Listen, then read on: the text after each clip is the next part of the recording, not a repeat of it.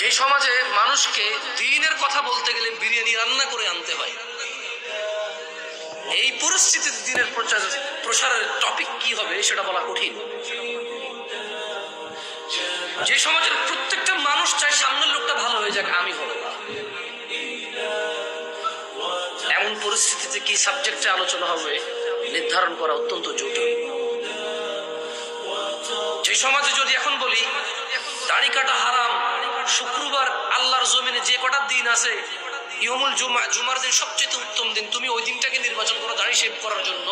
বলবে হুজুর কথা তো ঠিক কইছে, কিন্তু সে আগামী শুক্রবার যায় শেভ করবে।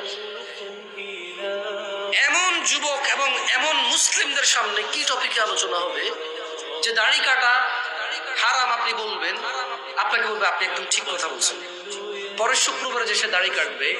এমন যুবকের সামনে কি বক্তব্য হবে, কি বিষয় নিয়ে আলোচনা হবে, এমন পুরুষের সামনে যে পুরুষ চিন্তা করে